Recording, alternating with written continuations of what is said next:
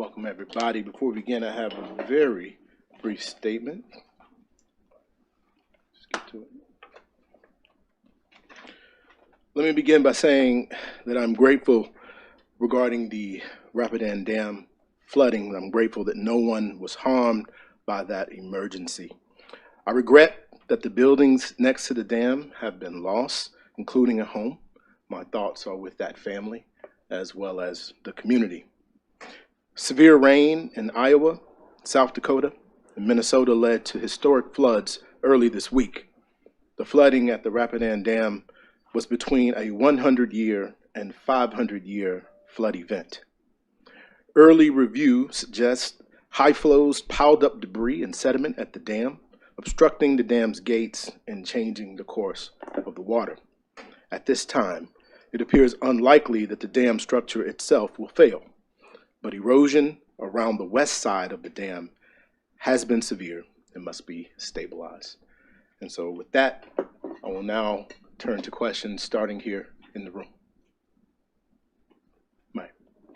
Hi, I'm Maya Weber, S&P Global Commodity Insights. On the CP2 project, there was a lot of discussion back and forth about the air pollution modeling, and Commissioner Clements mentioned that she thought it was improper that there wasn't a public comment period, et cetera. Can you comment on that area and how you got to yes on that issue and on this project in general, given that there was a lot of pressure for FERC to reject it? Thank you for the question. As I've mentioned before, when it comes to LNG terminals, they are among the most difficult and challenging tasks and matters that come before the Commission. This order in particular has over 130 conditions regarding public safety, engineering, and environmental impacts. With regard to the back and forth that you've seen regarding clean air quality standards, there are two things that drove additional information that we needed from Venture Global. Number one, the EPA in March, they updated and established more stringent particulate matter standards. So we asked staff to go back, or staff went back to Venture Global, and they asked them to confirm that their analysis and assessment was in compliance with the new and updated EPA standards.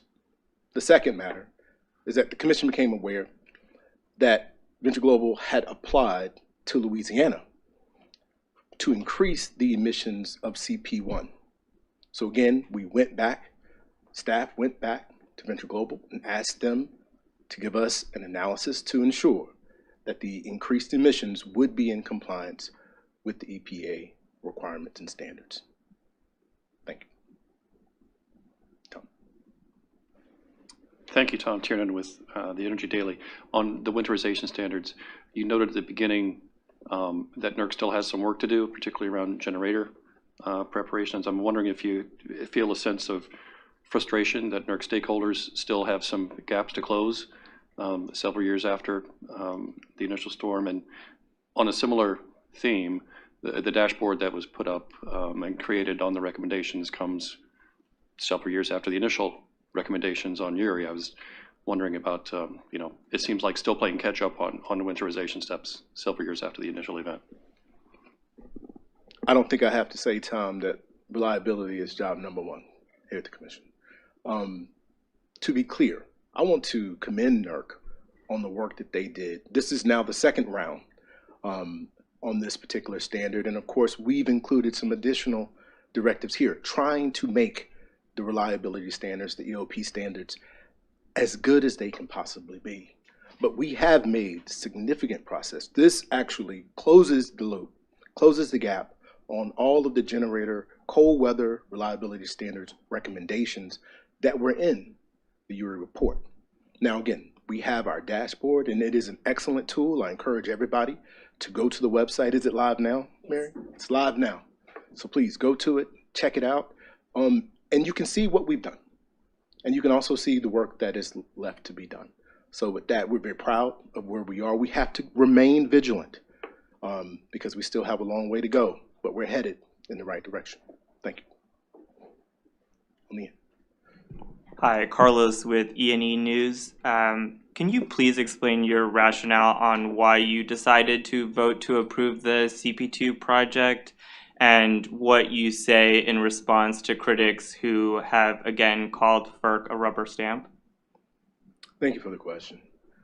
You know, it's a delicate balance when it comes to approving projects, especially projects that impact environmental communities. And I've made environmental justice a top priority for our commission. And so I believe that we have a duty to those communities. We also have a duty to abide by the law. And I've been consistent. When matters are complete, when our review is final, we give those matters a vote. And this matter is consistent with the standard that we've set for every other project. And I believe, as the court has said again and again, the Commission's approach when it comes to environmental impacts is consistent and goes beyond what NEPA requires. In fact, it just said recently in the Tennessee gas case, again, that what we do regarding environmental impacts is above and beyond what NEPA requires. Thank you. James Downing, R2 Insider. On the DLR issue, you know, anytime you talk about efficiencies in utilities, you run into that issue where utilities make money through building things. So how do you kind of get around that? How do you incentivize them to squeeze more efficiency out of their transmission lines?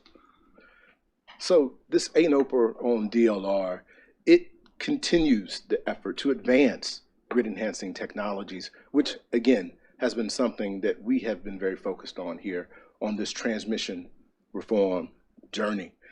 As staff said, it builds upon the record in the NOI process that we had great stakeholder comment, but there were some implementation issues that weren't included in those comments. And so we're going back for another round of comment. And again, we will take those serious, and we look forward to moving fast as quickly as possible to get this grid enhancing technology, gridded dynamic line ratings, to get a final rule in place. We can't just build our way to where we need to go. We have to get as much as we can out of our existing system if we have any hope to not just reach goals, but to also serve our consumers reliably. Thank you. Yes. Ruth Liao from Bloomberg. Can you speak about the concerns from the customers at Calcasieu Pass? I know the matters have been delegated to an administrative law judge, but I was wondering if you could speak around the outcome. And then also if you would be able to address the timeline for other pending LNG projects now that CP2 has been voted on. Thanks. I actually will make staff available to address those questions on ongoing and upcoming timeline matters. And I'm not exactly sure which matter you're referencing regarding residents. Is there some, I don't think I understood the question. Sorry, customers at Calcasieu Pass. So the off-takers such as Shell and BP. We'll have staff address that as well. Thank you. Thank you. Okay, why don't we take some questions from reporters online. Okay, the first one I see up is Ethan Howland of Utility Dive. Hey, Chairman, thanks for taking the question. You know, last month, the Commission issued the transmission planning and cost allocation rule, you know, which was, and you've done a lot in the first half this year.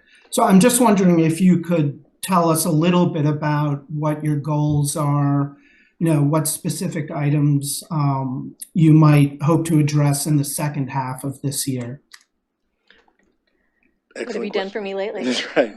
You know, I usually joke and say we just did the biggest rule ever in the history of the Commission, but to be clear, we're not resting on our laurels there. We continue on our transmission reform journey. We know that we need to turn to interregional transfer capability. We have a NERC study that's out there. We expect that study to come from NERC by the end of the year. But again, we're not waiting. Our staff continues to work in parallel. We want to be ready when NERC issues their study to issue what's next for us on interregional. And I'll have to say, you'll have to just wait and see what exactly that will be. There are other important matters that we need to turn to. Reliability is always top of mind, cybersecurity, physical security. These are all things that the commission is not turning to. It's what we always do. Thank you. Okay, next Thank I you. see Catherine Morehouse from Politico. Yeah, hi, Chairman. I'm not going to put on my camera because I'm recovering from a sickness and I don't think anyone needs to see that. But I wanted to ask, this might be a bit early for asking, but there was a Supreme Court case this morning called Jarksy that ruled that administrative law judges are unconstitutional for enforcement cases, and some folks are saying that this could really impact FERC. I'm wondering if you have any if you've seen this order at all, if you have any initial comments or thoughts on it, or maybe this is something for staff as well. I think the the Supreme Court decision was handed down while I was running the meeting, so I haven't had a chance to see it. I do understand some of the issues that were at play. I understand that Seventh Amendment jury trial protections might attach. I don't know. I don't even want to speculate as to what the court did. All I'll tell you is I know for a fact that the lawyers that we have here at the commission, the best regulatory lawyers in government, are taking a careful look at it, and we will be able to explain to you more carefully, Catherine, on how, if any, impacts it might have on the commission. And I do hope that you are feeling better. Thank you. Thank you. I appreciate that. Okay, anybody else online? Any questions? We got the chairman here. You get him once a month. All right. Any more questions from reporters here in the room? Okay, that's it. Okay. Thank you very much, Chairman. Thank you, everybody.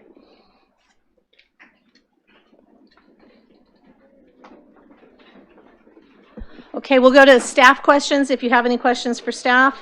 Once again, I wanted to remind